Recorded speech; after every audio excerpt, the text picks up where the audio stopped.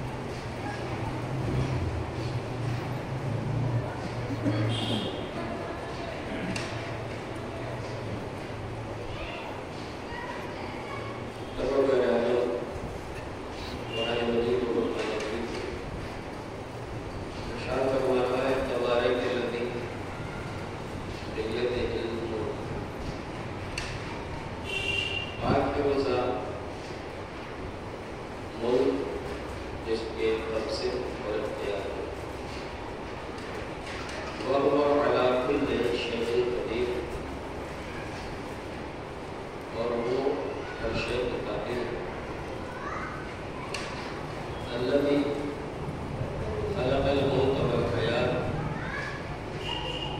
وہ وہی ہے جس نے موت کو بھی پیدا کیا اور حیات کو۔ لیبلوکم ایکم احسن عملا، تاکہ تمہارے امتحان میں کہ تم کون بہترین عمل کرو۔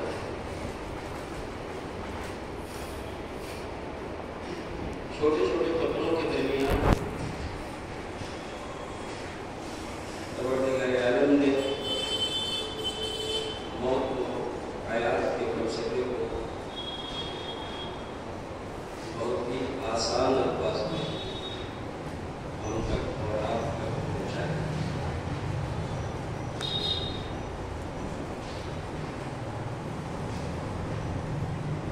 زندگی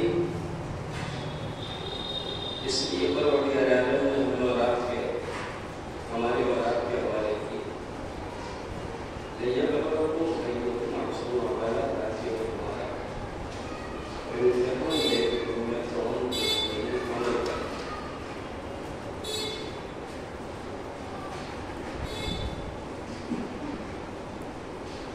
یہ دنیا جہاں پہ ہم اور آپ آئے، ضرورت اس بات کی کہ ہم اس بات کو سمجھیں کہ ہم کیوں، کہاں سے آئے اور کہاں جائیں۔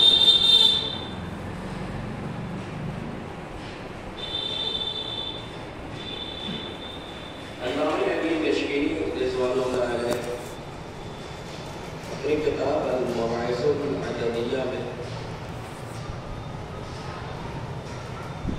سقراط کے حوالے سے کچھ جملے نقل کرتے ہیں۔ وہ فرماتے ہیں کہ سقراط نے کہا العالم مرکز والارض کرۃ، یہ عالم مرکز ہے اور یہ زمین گیند ہے۔ والسماء وطیٌ، اور یہ آسمان کمانے، والحوادث سماع، انسان کے جو اس دنیا میں حوادث آتے ہیں وہ تیر، واللہ رامی، اور ان تیروں کا چلانے والا خدا ہے۔ والانسان ہدف، اور انسان ان تیروں کا نشانہ ہے۔ فأین المفر، ایسے عالم میں انسان بھاگ کے کہاں ہے؟ عالم مرکز ہے، زمین گیند ہے، آسمان کمانے، حادثے تیر ہیں، اللہ اس تیر کا چلانے والا ہے، انسان اس کا نشانہ ہے۔ سقراط کہتا ہے فأین المفر، آدمی بھاگ کے جائے تو کہاں جائے؟ اس لیے کہ مسئلہ یہ آدمی سے آدمی کا نہیں ہے، بلکہ یہ مسئلہ بندے اور خدا کا۔ انسان آدمی سے بھاگ کے کہیں نہیں کر سکتا ہے، اپنے پروردگار سے بھاگ کے کہیں بھی نہیں جا سکتا۔ بھاگنے کا راستہ یا زمین ہے یا آسمان۔ امیر المومنین علی بن ابی طالب علیہ السلام ارشاد فرماتے ہیں وَلَا يُمْكِنُ الْفِرَارُ مِنْ حُكُومَتِهِ، اے پروردگار میری حکومت سے بھاگ جانا ناممکن ہے۔ تو سقراط نے ایک جملہ کہا اور وہیں کے بعد ادھوری چھوڑی، فأین المفر، انسان بھاگ کے کہاں جائے؟ زمانہ گزر گیا، ایک وقت آیا جب جناب امیر المومنین علی بن ابی طالب علیہ السلام منبر کوفہ پہ خطبہ دے رہے ہیں، کسی نے درمیان مسئلے کو رکھا. مولا سقراط نے یہ فکار اور آخر میں سوال کیا ہے این المفر، آدمی کہاں بھاگے. خود اس نے کوئی جواب نہیں دیا ہے. اس کا جواب کیا ہو؟ عالم نرکز ہے، زمین گیند ہے، آسمان کمانے ہیں، آدھے سے تیر ہے، اللہ تیر کا چلانے والا ہے، انسان نشانہ ہے. فَأَيْنَ الْمَفَرُّ، آدمی کہاں بھاگے. اس کہاں بھاگے کا جواب کیا ہے؟ تو مولا فرماتے ہیں فَفِرُّوا إِلَى اللَّهِ. اگر تمہیں ان حوادث سے بچنا ہے تو تمہارے لیے ضروری ہے کہ تم اللہ کی طرف آؤ. مسئلہ یہ ہے کہ تیر چلانے والا خدا نشانہ ہے، اور مولا یہ فرما رہے ہیں کہ اگر ایسا ہے تو اللہ کی طرف آؤ. جب آدمی کسی سے بھاگتا ہے تو بچنے کا چانس بھی ہوتا ہے، لیکن اگر کوئی جو ہمیں نقصان پہنچانا چاہ رہا ہے اسی کی طرف ہم جائیں گے تو بچنے کا کوئی چانس نہیں ہے. ہم آسانی سے اس کے زد میں آ سکتے ہیں. اور امیر المومنین کیا فرما رہے ہیں؟ جدھر سے تمہیں خطرہ دکھائی دے رہا ہے تو پھر ادھر ہی بھاگو. تو میرے مولا اگر ادھر بھاگیں گے تو ہم تو کسی صورت سے نہیں بچ پائیں گے، بہت آسانی کے ساتھ زد میں آ جائیں گے. کرنے ایسا نہیں.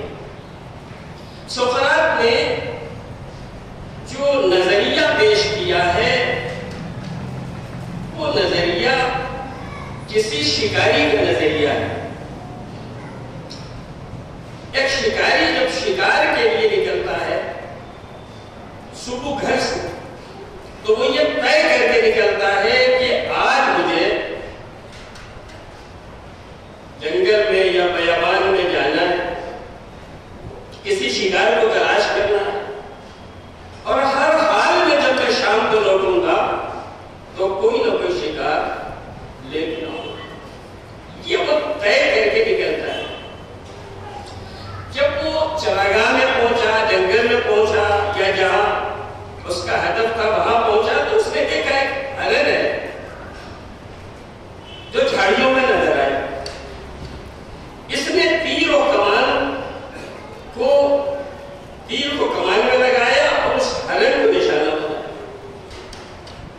ہرن نے بھی محسوس کر لیا کہ نشانے پہ میں اس نے اپنے اعتبار سے بھاگنا شروع کیا. وہ جو بھاگ رہا ہے شکاری یوں اس کا پیچھا کر رہا ہے اور کوشش کر رہا ہے کہ نشانے پہ آتے ہی اسے مار دیا جائے. ہرن بھاگتا رہا، شکاری پیچھا کرتا رہا. ایک منزل وہ آئی جب سامنے باؤنڈری وال آ گئی. اب اس ہرن نے دیکھا کہ آگے بھاگنے کا راستہ نہیں، پیچھے دیکھا تو وہی آ رہا ہے جو اس کی جان کے در پہ. اب یہ کیا کرے؟ جانور ہے، اس کے پاس عقل نہیں ہے مگر شعور جانور بھی رکھتا ہے. اس نے دیکھا میری ساری طاقت ختم ہو چکی ہے، بھاگنے کے سارے راستے مسدود ہو چکے ہیں، اب میں اپنی جان بچا کے کہیں بھی نہیں جا سکتا. جب اسے یہ احساس ہوا کہ کہیں بھی نہیں جا سکتا تو وہ پلٹا اور پلٹ کے آتے ہوئے شکاری کے سامنے گردن جھکا دی. گویا وہ زبان حال سے کہہ رہا ہے میری طاقت ختم ہو گئی، اب میں تیرے سامنے ہوں، گردن جھکی ہوئی ہے، بھاگنے کی طاقت نہیں ہے، اب تیرے اوپر ہے، تو چاہے تو بچا لے، تو چاہے تو مار دے. صلوات علی محمد و علیہ.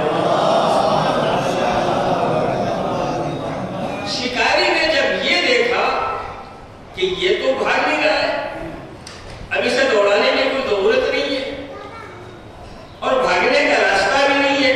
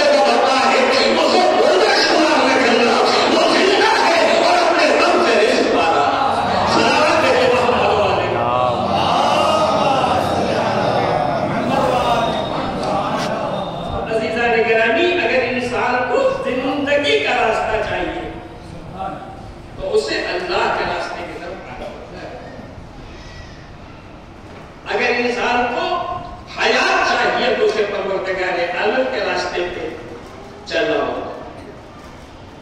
جب سے یہ کائنات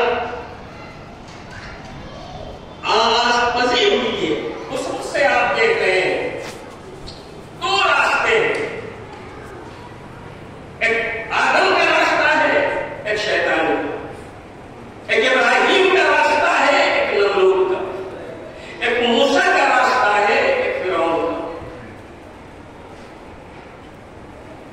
ایک یوسف کا راستہ ہے، ایک برادران یوسف کا. ایک محمد عربی کا راستہ ہے، ایک امیر شام کا. ایک محمد عربی کا راستہ ہے، ابو جہل و ابو لہب کا. ایک امیر المومنین کا راستہ ہے، ایک امیر شام کا. ایک حسین کا راستہ ہے، ایک یزید کا.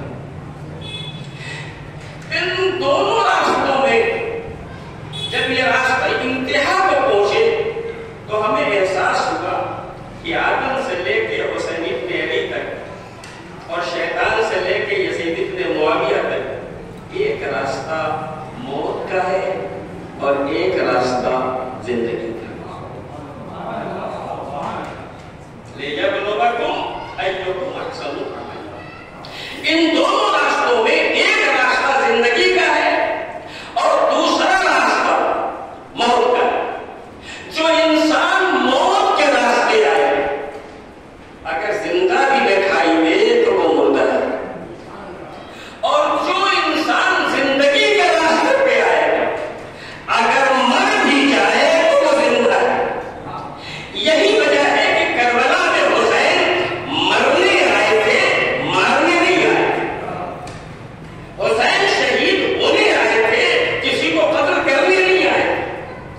یزید اور یزیدی حسین کو مارنا چاہتے تھے، مرنا نہیں چاہتے تھے. قتل کرنا چاہتے تھے، قتل ہونا نہیں چاہتے تھے. سو یزید جو چاہ رہا تھا وہ ہوا، حسین کی جو خواہش تھی وہ بھی ہوا. یعنی حسین مرنا چاہتے تھے، مرنا نہیں چاہتے تھے. یزید اور یزیدی قتل کرنا چاہتے تھے، قتل ہونا نہیں چاہتے تھے. بظاہر یزید زندہ رہ گیا، حسین قتل کر دیے گئے. ظاہراً یزید زندہ رہ گیا، حسین قتل کر دیے گئے. لیکن جب حسین قتل ہو گئے تو لوگ نیزہ کے سر حسین جا کے تلاوت قرآن کریم کر کے بتا رہا ہے جو مرنے کے بعد تلاوتوں کا محتاج ہوتا ہے وہ مر جاتا ہے. جو مر کے تلاوت قرآن کریم کرے وہ زندہ جانے تو حسین ابن علی ہوتا ہے. حسین نے اپنی زندگی کا اعلان لوگ نیزہ پہ کیا اور یزید کے نشان قبر کو مٹا کے بتایا. جو اس طریقے سے مرے گا کہ نشان قبر ملیں گے وہ زندہ رہ کے بھی مردہ ہے. سلام ہے محمد والے.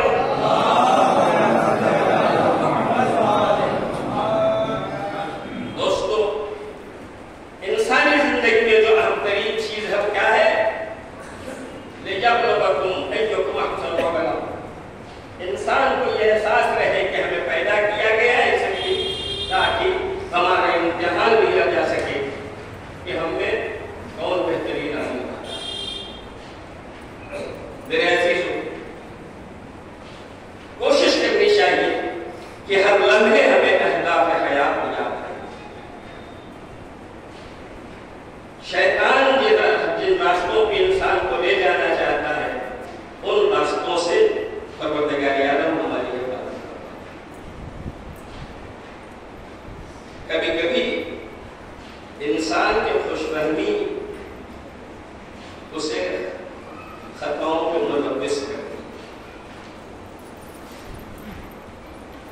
اللہ نے مذہب خوش فہمی کے لیے نہیں پیدا کیا، مذہب عمل کے لیے اس کائنات میں بھیجا ہے. سکندر اعظم قرآن کریم میں بھی ان کا ذکر کیا ہے.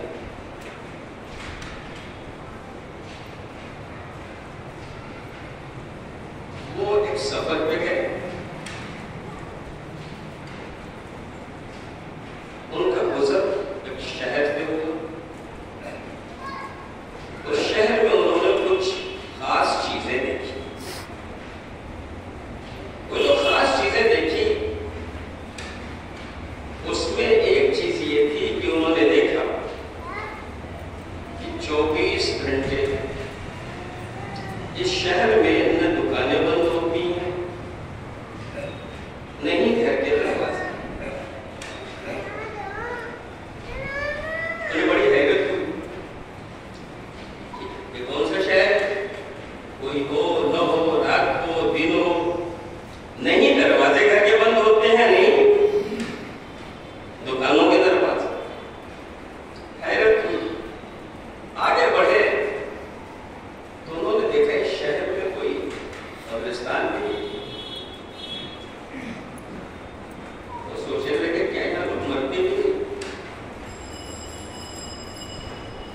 شہر والوں سے جب ملاقات ہوئی تو انہوں نے سوال کیا کہ بھائی حیرت انگیز چیز میں نے شہر میں دیکھی. تب وہ کیا کہا؟ یہ کہ اس شہر کے نہ دروازے راتوں کو بند ہوتے ہیں نہ گھر کے دروازے بند ہوتے ہیں. کیا یہاں کوئی خطرہ نہیں؟ ظاہر ہے دوسروں کا خطرہ ہوگا اور اسی بنیاد پر تالے رکھتے ہیں، دروازے بند ہوتے، مگر یہاں دونوں کھلے رہتے، دکانوں کے دروازے بھی اور گھر کے بھی. کیا نہیں ہمارے یہاں کوئی خطرہ ہے؟ کیا مگر کیوں نہیں ہے؟ الہی راستے پہ چلنے کا جو نتیجہ سامنے آتا ہے وہ یہ ہے کہ گھر مگر کیوں نہیں ہے؟ کہ اس لیے کہ ہم سب اپنے مذہب کے پابند ہیں. چونکہ ہم سب مذہب کے پابند ہیں لہذا ہم میں سے کسی کو دوسرے سے کوئی خطرہ نہیں. مذہب کی پابندی کا کیا مطلب ہے؟ جانے کے نبی ہم اور آپ جس مذہب کو مانتے ہیں اس مذہب کا نام ہے اسلام. مذہب اسلام میں رسمیں نہیں ہیں، عمل کی طرف توجہ دلائی گئی اور پھر ہمیں سمجھایا گیا ہے کہ ہم غور کریں، فکر کریں یہ کون سا حکم ہمارے درمیان کیوں آئے. اگر ایک انسان کسی اور مذہب سے نکل کے مذہب اسلام میں داخل ہوتا ہے تو سب سے پہلے جو پہلے کے مسلمان ہیں ان پہ جو فریضہ عائد ہوتا ہے وہ کیا ہوتا ہے؟ جو پہلے والے ہیں ان کا فریضہ یہ ہے کہ اس نئے آنے والے کی جان، مال، عزت، آبرو کہ یہ سب مل کے ہمارے پہلا فریضہ جو عائد ہوتا ہے پرانے مسلمانوں پہ وہ یہ کہ یہ جو دائرہ اسلام میں داخل ہوا اس کی جان و مال، عزت و آبرو کی یہ سب حفاظت ہے. جب ادھر نے دیا حکم تو کہا اور اب چونکہ تم اس میں آ چکے لہذا اب تمہارا بھی فریضہ یہ ہے کہ جیسے ان کا فرض ہے کہ تمہاری جان و مال، عزت و آبرو کی حفاظت کریں ویسے ہی تمہارا فریضہ ہے کہ تم ان کی جان و مال، عزت و آبرو کی حفاظت. ٹھیک ہے؟ اور یہی وجہ ہے کہ جب ایک مسلمان سے ملاقات کرتا ہے تو پہلا حکم کیا ہے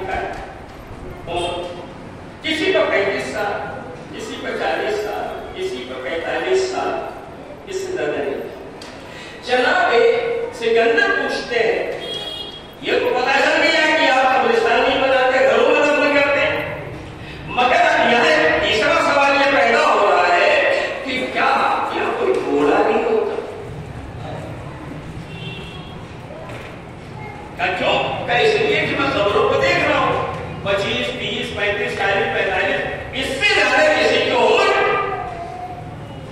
نہیں. کبھی ہمارے بوڑھے ہوتے مگر چونکہ ہم مذہب کے پابند ہیں لہذا جھوٹ سے نہیں بولتے. کیا مطلب یہ ہے کہ یہ قبروں کی جو بستیاں آپ دیکھ رہے ہیں جن لوگوں کی عمریں 90 سال تھی ہم نے 50 سال لکھا ہے 45 جن کی 80 سال تھی ہم نے 40 سال لکھی جن کے 70 تھی ہم نے 35 جن کے 60 تھی ہم نے 30 جن کی 50 تھی ہم نے 25 کیونکہ ہم جھوٹ بولنے کے عادی ہیں. اب آپ سوچ رہے ہوں گے کہ جھوٹ بولنے کے عادی بھی نہیں ہے اور جو بتا رہے 90 والوں کی 45 اور 80 والوں کی 40 اور 60 والوں کی 30 اور 50 والوں کی 25 لکھی. تب بات سمجھ میں نہیں آئی کہ تم جھوٹ بھی نہیں بولتے اور تم تختی کا غلط عمر بھی لکھتے ہو. نہیں غلط نہیں کیوں؟ اس لیے کہ ہمیں پتا کہ انسان کو پیدا کیا گیا ہے وما خلقت الجن والانس الا ليعبدون. ہم نے انسان و جنات کو نہیں پیدا کیا مگر اس لیے کہ وہ ہماری عبادت کرے. اگر کوئی انسان 90 سال کا ہے تو 90 سال میں 45 سال راتیں ہیں اور 45 سال دن ہیں. راتوں میں تو اپنے جسم کو سکون دینے کے لیے آرام کرتا ہے جس میں عبادت کو کوئی چانس نہیں پایا جاتا اور 45 سال جو دن کا ہے اس میں عبادتوں کا چانس پایا جاتا ہے. ہم نے عمر اتنی ہی لکھی ہے جتنی کے لیے ہمیں یقین ہے کہ اس نے اپنے ہدف حیات کو مکمل کیا ہے.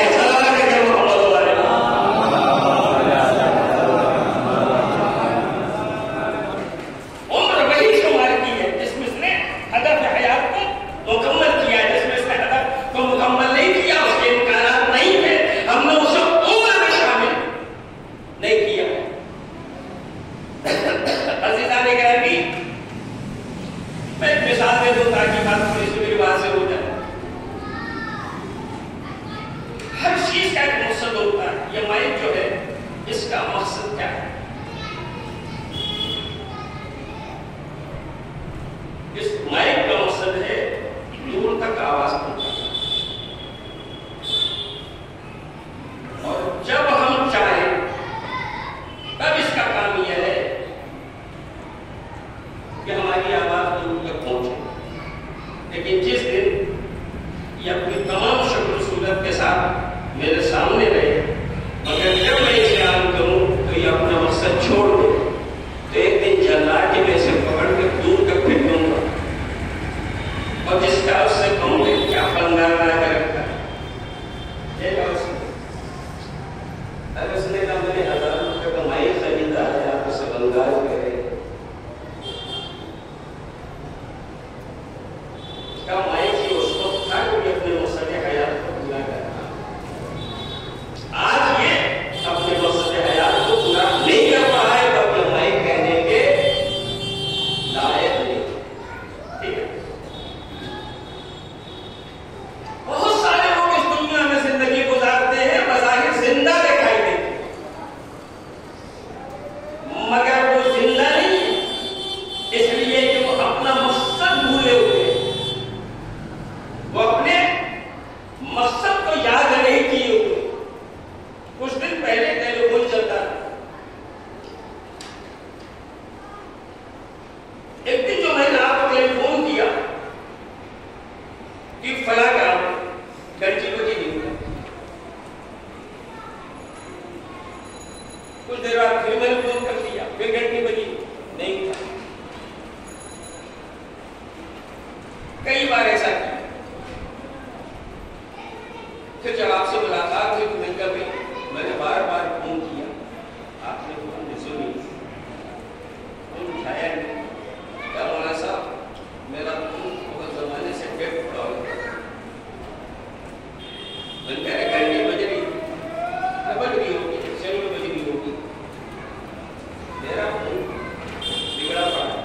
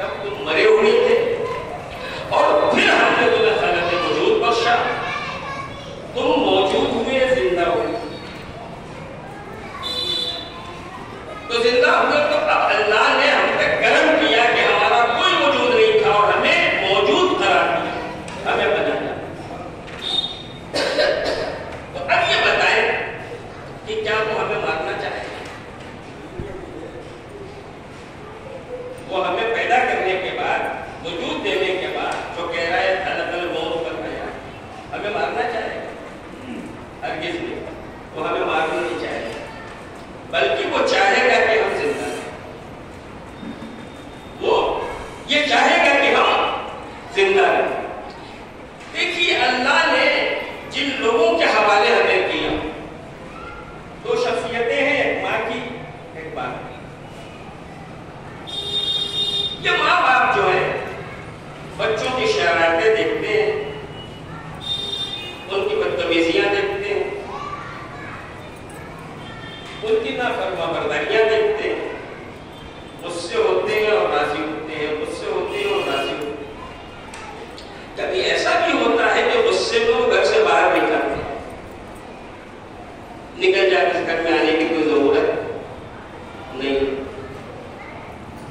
بچہ نکل گیا، اب ٹھوکریں کھا رہا ہے۔ کسی نے آ کے باپ سے کہا آپ نے اسے بیچارے کو نکال دیا ہے، یہ زحمت وہ زحمت، تو باپ خفا ہے، ناراض ہے، بیٹا نافرمانبردار ہے، کل ہونے کے باوجود بھی باپ کی زبان سے یہ نکلے گا کہ مرے گا مجھ سے کیا نہیں، باپ یہی کہے گا میں کب چاہتا تھا اسے، مگر وہ نہیں مانا، میں نے الگ کر دیا تاکہ وہ سمجھے، جہاں رہے پروردگار اس اپنے حفظ و امان میں رکھے، مگر ابھی تو وہ نہیں ہوا۔ تو ساری ناراضی کے بعد باپ کے ذہن سے جو بات نکل رہی ہے وہ کیا ہے؟ دعا ہے، بددعا نہیں، اس کی بربادی کے لیے بددعا نہیں کر رہا، دعا دے رہا ہے۔ تو جب اللہ نے جنہیں ہمارا ماں باپ بنایا ہے ان کے دل میں اتنی محبت بھر دی ہے کہ نافرمان بیٹا بھی ہو تو وہ دعا دیتے ہیں، بددعا نہیں دیتے۔ تو جس پروردگار نے خود ہمیں پیدا کیا ہے، کیسے ممکن ہے کہ پیدا کرے اور پھر ہمیں ہلاک کر دے، پیدا کرے پھر ہمیں مار دے؟ اس نے ہمیں مارنے کے لیے پیدا نہیں کیا، بلکہ اس نے ہمیں پیدا کیا ہے کہ ہم یہاں رہ کے اس طریقے سے زندگی گزاریں کہ ہمیں جو زندگی ملے اس زندگی میں پھر کسی موت کا کوئی تصور نہ ہو۔ یہی وجہ ہے کہ یہ جسے موت کہا جاتا ہے نا، اس کے پردے کے پیچھے جانے کے بعد کوئی ہمیشہ کے لیے مر جاتا ہے اور کوئی ہمیشہ کے لیے زندہ ہو جاتا ہے۔ اس پردے کے پیچھے جانے کے بعد کوئی ہمیشہ کے لیے مرتا ہے، کوئی ہمیشہ کے لیے زندہ ہو جاتا ہے۔ عزیزان گرامی، ہمیں اور آپ کو اگر زندگی چاہیے تو ہمیں اس راستے پہ چلنا ہے جس راستے پہ محمد و آل محمد علیہ السلام چلے، ٹھیک ہے؟ اچھا، پھر ہمیں جنت میں بھی جانا ہے، اور جنت میں زندہ لوگ جائیں گے اور کون جائے گا؟ وہ جو پاک ہو، وہ جو پاک ہو۔ صلوات دیجیے محمد پر۔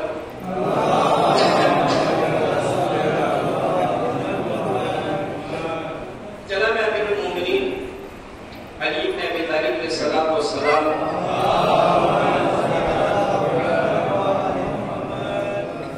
ارشاد فرماتے ہیں،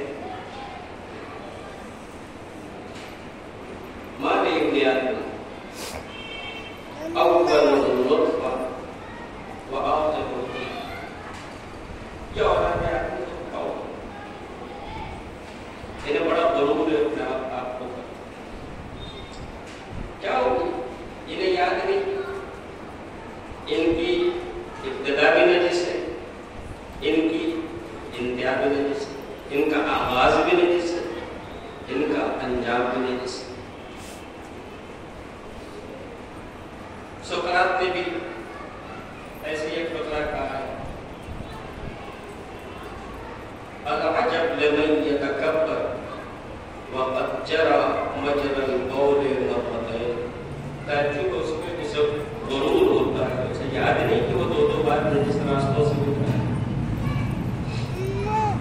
یہاں پہ درمیان میں یہ بات کہنے کا مقصد یہ ہے کہ میں آپ کی خدمت میں یہ گزارش کروں کہ ایک ہمیں مرنے کے بعد زندہ رہنا ہے، دوسرے جو زندہ رہے گا اسے جنت میں بھی جانا ہے، اور جنت کے لیے کہا دیتے ہیں پروردگار عالم نے اس ضرورت کو پورا کرنے کے لیے ہمارے سامنے وہ ذوات مقدسہ رکھی ہے کہ اگر ان کی سیرت پاک کو دیکھتے ہوئے، اس پہ عمل کرتے ہوئے، ان کے نقش قدم پہ چلتے ہوئے ہمیں دنیا سے گزریں گے تو پاک بھی ہوں گے اور جنت میں جانے کے لائق بھی ہوں گے۔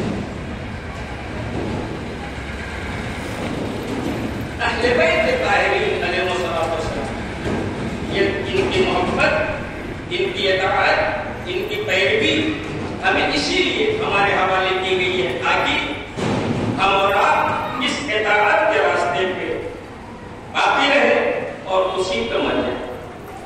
اس پہ مرنے کا نتیجہ کیا ہوگا؟ مولا فرماتے ہیں انسان نجس پیدا ہوا ہے، آغاز بھی نجس ہے، انجام بھی پیدا ہوا تو اتنا نجس تھا، ابا نے بھی بغیر دوسرے مولود کے نہیں لیا، مر گیا اتنا نجس ہوا کہ اب اسے دوسرے میت سے پہلے کوئی چھو دے رہا ہے تو اس پہ دوسرے بس سے میت واجب ہوا ہے، ٹھیک ہے۔ لیکن اگر صحیح طریقے سے وہ اہل بیت طاہرین کے راستے کو اپنائے اور اس پہ چلتے ہوئے مرے تو ابتدا تو نجس ہو سکتی ہے، انتہا نجس نہیں ہوگی۔ یہی وجہ ہے کہ امام معصوم نے جب نقش قدم اہل بیت پہ چلنے والوں کو سلام کیا ہے تو فرماتے ہیں بِأَبِي أَنْتُمْ وَأُمِّي طِبْتُمْ وَطَابَتِ الْأَرْضُ الَّتِي فِيهَا طُحِنْتُمْ، اے کربلا والوں میری ماں تم پہ قربان ہو جائے، میرا باپ تم پہ قربان ہو جائے، تم بھی پاک ہو گئے اور وہ زمین بھی پاک ہوئی جس میں تمہیں دفن کر دیا۔ اللہ یہ چاہتا ہے کہ ہم اطاعت کے راستے پہ چلتے ہوئے اپنی زندگی بھی بنا لے ہمیشہ رہنے والی اور ہم اس دنیا سے پاکیزہ جائیں تاکہ ہم اہل بیت طاہرین کے نقش قدم پہ چلنے والے کا آخری بات ایک میں آپ کی خدمت میں گزارش کر دوں اور آپ کی ضمت کو ختم کروں۔ میں نے درمیان ایک بات کہی تھی کہ خوش فہمی انسان کو راستوں سے ہٹا، بہت زیادہ خوش فہمی انسان کے اندر نہیں رہنی چاہیے، نہ اپنے عقیدے کے اعتبار سے نہ اپنے عمل کے اعتبار سے، کیونکہ نہ ہمارا عقیدہ اصلاحیت ہے نہ ہمارا عمل اصلاحیت ہے۔ اگر کچھ لائق ہے تو کرم پروردگار ہے اصلاحیت جو ہمارے عقیدے کو بھی قبول کر لے اور ہمارے عمل تو ہمیں خوف و رجا کے درمیان ہونا چاہیے، خوف بھی ہو نہیں معلوم کیا ہو، رجا بھی ہو، اس نے بڑے بڑے لوگوں کو بخش دیا، خراب لوگوں کو ہمیں کب بخش دیا۔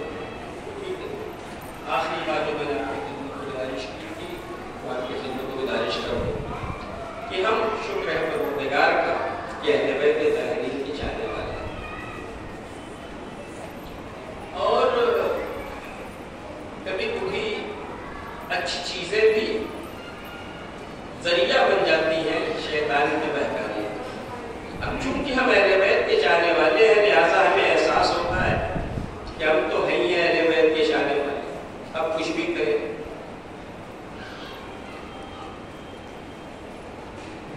مولا تو ہی مریں گے تو سرانے آئیں گے، قبر میں جائیں گے تو قبر میں آئیں گے، حشر میں جائیں گے تو حشر میں آئیں گے۔ ایک تصور ہمارے ذہن میں یہ رہتا ہے، غلط نہیں ہے، صحیح ہے،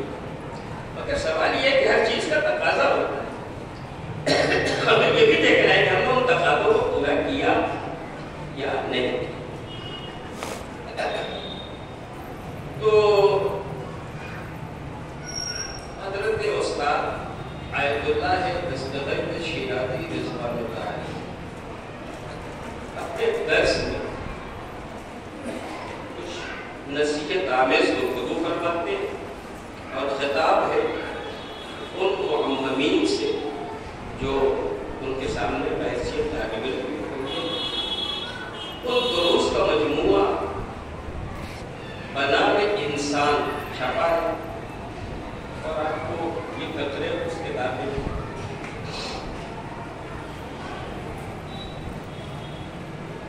وہ فرماتے ہیں کہ بدون حسن کردار و عمل شما میں قائم کہ در قبر شما حسین بھی آئے علی بھی آئے، بغیر حسن کردار و عمل کے تم یہ چاہتے ہو کہ تمہاری قبر میں حسین آئے علی آئے۔ یہ ایک جملہ ہے آقا مرحوم۔ اب میں آپ کے خدمت میں یہ گزارش کروں کہ آپ مجلس سن کے، یہ مجلس ہے، حاضر ہو گئے، میری نگاہ میں آپ سب مومن ہیں، اس سے زیادہ کچھ سمجھنا میرے لیے جائز نہیں، کیونکہ آپ امام کا نام سن کے سیدھے امام باڑے میں آئے مومن۔ میں آپ کے سامنے اس لباس میں بیٹھا ہوں، آپ سے خطاب کر رہا ہوں، تو میں کیا ہوگا؟ آپ کی نگاہ میں میں خطیب ہوں، خطیب اہل بیت، خدمت گزار مجالس اہل بیت، خادم دین۔ اس سے زیادہ آپ کو سوچنے کا جواز نہیں۔ جو آپ مجھے بظاہر دیکھ رہے ہیں اتنی سوچیں، جو میں آپ کو بظاہر دیکھ رہا ہوں اتنی سوچیں، باقی میں اندر سے کیا ہوں آپ کو سوچنے کی ضرورت نہیں۔ آپ اندر سے کیا ہے مجھے سوچنے کی ضرورت نہیں، لیکن میں اندر سے کیا ہوں یہ میں تو جانتا ہوں، اور آپ اندر سے کیا ہے یہ آپ کو جانتے ہیں۔ من عالم کہ من دانم، لوگ مجھے عالم سمجھتے ہیں، میں جانتا ہوں، لوگ آپ کو مومن سمجھتے ہیں، آپ جانتے ہیں کیا کیا، ٹھیک ہے؟ تو ہر آدمی اپنے لوگوں کو پہچانتا ہے۔ اب میں ہوں یا آپ، ہم سب جو ہے تھوڑی دیر کے لیے تصورات میں ایک بات سوچیں کہ ہم جب سے پیدا ہوئے اور آج تک جو بھی ہماری عمر گزر چکی ہے، اس میں پروردگار عالم نے ہم پہ کتنی چیزیں واجب قرار دی تھی، کتنی حرام۔ اہل بیت طاہرین نے کیا کرنے کا حکم دیا تھا، کن چیزوں سے ہمیں روکا تھا۔ ایک مرتبہ ایک نگاہ ڈالیں اور اب پھر یہ سوچیں، ابھی یہ ساری باتیں میری ہیں، اب پھر یہ سوچیں کہ اگر کل پروردگار عالم ہم سے کہے کہ میں ظاہر و باطن سب کا جاننے والا ہوں، تم نے پوری عمر میں جو کچھ کیا ہے میں اس کا حساب و کتاب تمہارے حوالے کرتا ہوں، اور تم اپنی عمر میں جو اچھائی برائی کشی کو ان ساری چیزوں کو سامنے رکھتے ہوئے یہ طے کرو کہ تمہیں جنت میں جانا چاہیے یا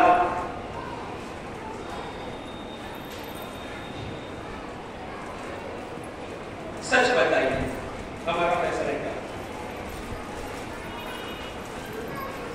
یقیناً ہم سے اتنی کوتاہیاں ہوئی ہیں، جنت میں جانا ہر آدمی چاہتا ہے، مگر ہمیں سوچنا پڑے گا کہ ہم جنت کے لائق ہیں یا نہیں، ٹھیک ہے؟ یہ بات میں نے اس لیے کہی تاکہ آقا شیرازی رضوان اللہ علیہ کا دوسرا کردار کی خدمت میں گزارش۔ پہلا کردار کیا تھا؟ بغیر بدون حسن کردار و عمل شما بھی صاحب کے در قبر شما حسین بھی آیا علی بھی آیا۔ بغیر حسن کردار و عمل کے تم یہ چاہتے ہو کہ تمہاری قبر میں حسین آئے علی آئے، اور پھر میں نے تھوڑی دیر کے لیے احتساب کے مرحلے میں رکھتے ہوئے کہا کہ آپ اپنے بارے میں سوچیں اور میں اپنے بارے میں۔ اگلا جملہ وہ فرماتے قبر کہ از اعمال خود گودا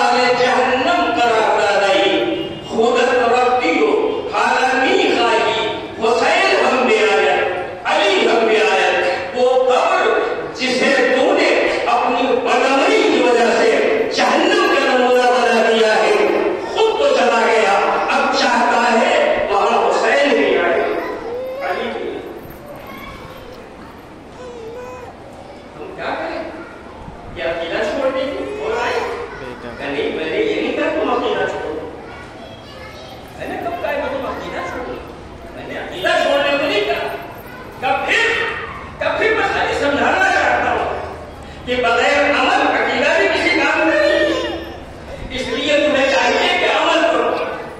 اب تیسرا فیصلہ شہید کا سنیے، فرماتے ہیں میزبان باید اول خونیرا ہم شاد مہمان درست بسارت بعد مہمان بدرور۔ میزبان کو چاہیے کہ پہلے اپنے گھر کو مہمان کی شان و بان و آن کے مطابق سجا لے، پھر مہمان بلائے۔ قبر تمہارا گھر ہے، وہاں جانے سے پہلے عقیدے اور عمل کی اتنی روشنی اپنے ساتھ لے کے جاؤ کہ امام نور کے آنے کے لائق ہو جائے۔ سلامت کے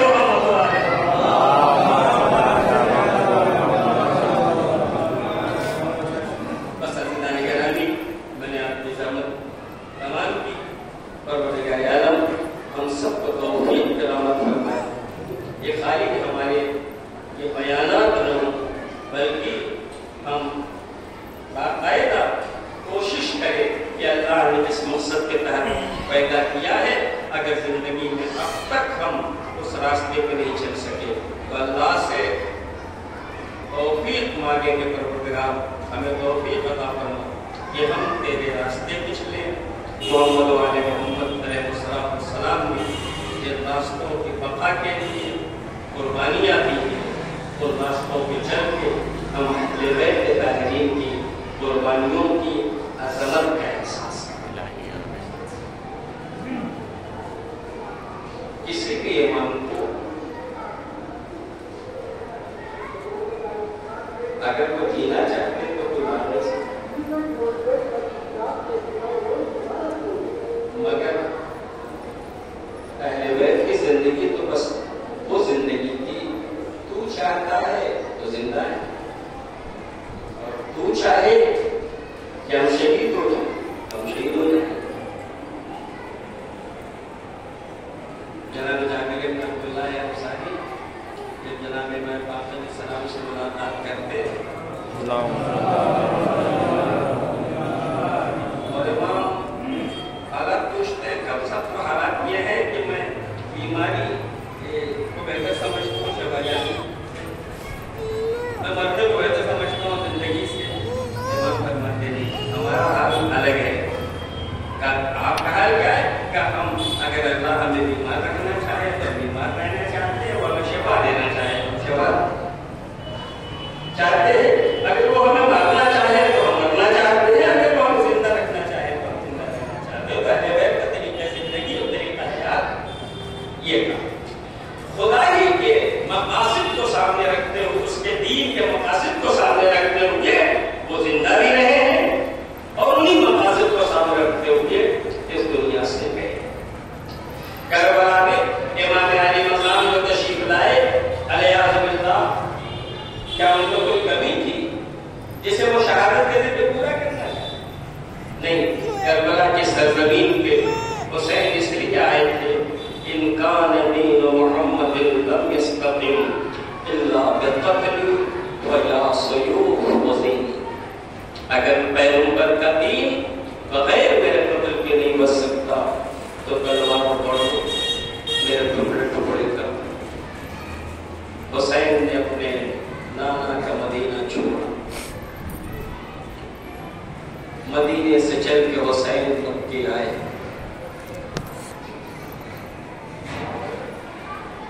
وقت وہ بھی آیا جب حسین نے عین حج کے موقع پہ نے کعبہ کو چھوڑا۔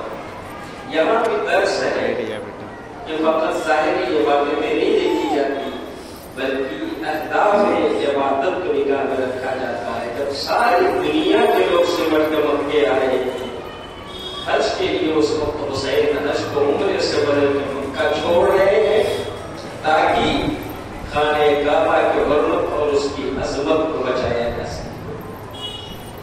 چلے گئے حسین، کسی نے بڑی پیاری بات کہی کہ طواف کعبہ میں مشغول رہ گئے حاجی، بڑی قریب سے گزری، بہت قریب سے گزری نجات کی کشتی۔ لوگ طواف کعبہ میں ڈھونڈتے رہے نجات کی کشتی گزر گئی اور یہ کشتی آہستہ آہستہ کربلا کے سرزمین تک پہنچی. جسے سوار ہونا تھا وہ سوار ہوا اور جو سوار نہ ہو سکا وہ ہمیشہ کے لیے قابل لعنت ہوا. 10 محرم آ گئی. امام حسین علیہ السلام میں اپنے تمام ساتھیوں کے صبح سے لے کے دوپہر تک وہ قربانیاں دے رہے ہیں جو کائنات کی عظیم النظیر قربانیاں ہیں. شام سے پہلے حسین خود کربلا کے میدان میں آنے کے لیے آمادہ ہوئے. جب اکبر نہیں ہے، جب محمد نہیں ہے، جب قاسم نہیں ہے، جب عباس سے دلاور نہیں ہے، جب 6 مہینے کے بچے کو بھی حسین قربان کر چکے، جتنے دوست ساتھی احباب تھے سب کے سب راہ خدا میں قربان ہو چکے. حسین در خیمہ پہ آتے ہیں. زینب تم پہ سلام، ام کلثوم تم پہ سلام، رقیہ اور رباب تم پہ سلام، ماں کی کنیز مرزا تم پہ سلام. ہر ایک کو سلام کر کے حسین جب مقتل کی طرف روانہ ہونا چاہتے ہیں اپنے رہبار کے پاس آتے ہیں. تھوڑی دیر کے لیے خاموش کھڑے ہیں. زینب اور یا مقام نے دیکھا حسین کو سوچ رہے ہیں. سمجھ گئی شاید بھائی کو عباس یاد آ رہے ہوں، علی اکبر یاد آ رہے ہوں، قاسم یاد آ رہے ہوں. جب چلتے تھے عباس لے جا میں برس کو تھامتے تھے، اکبر سہارا دیتے تھے، قاسم بازوؤں کو سنبھالتے تھے، حسین کو سوار کرتے تھے. حسین سوچ رہے ہیں آج کوئی سوار کرنے والا ہمارے پاس نہیں رہ گیا. عزیزوں جناب زینب آواز دیتی ہے بھیا اگر کوئی اور نہیں ہم تو ہے نا، آخری بار ہم آپ کو سوار کریں گے. میرے عزیز کہتے ہیں حسین جب کی چلے بعد دوپہر کو نہ تھا کوئی جو سنبھالے، نہ کے حسن کو سکینہ تھامے ہوئے تھی، قبا کے دامن کو حسین سکتے کھڑے تھے، جھکائے گردن کو نہ آسرا تھا کوئی. شاہ کربلائی کو بس سوار کیا تھا. حسین گھوڑے پہ سوار مہمیز کی گھوڑا رکا ہے. کئی بار کوشش کی آگے نہیں بڑھا. فرمایا میرے اس کا وفادار مجھے پتا ہے تو بھی بھوکا پیاسا ہے، میں بھی بھوکا پیاسا ہوں. آخری زحمت بس مجھے میدان تک پہنچا ہے، واپس لانے کی ضرورت نہیں. اس نے گردن جھکائی، اشارہ کیا مولا میری مجال آپ کے حکم سے سرداری کرو. دیکھیے میرے قدموں میں سکینہ لکھتی ہوئی کہہ رہی ہے صبح سے جو گیا واپس نہیں آیا. میرے بابا کا وفادار بولے میرے بابا کو نہ لے جانا، یتیم ہو جاؤں. میں نتائج سوچ. حسین نے روتی ہوئی سکینہ کو اپنے گود میں اٹھایا، سینے سے لگایا. بیٹی کیا ہمیں مسکرا کے رخصت کر سکتی ہو؟ کہ بابا ضرور، مگر ایک شرط ہے. کیا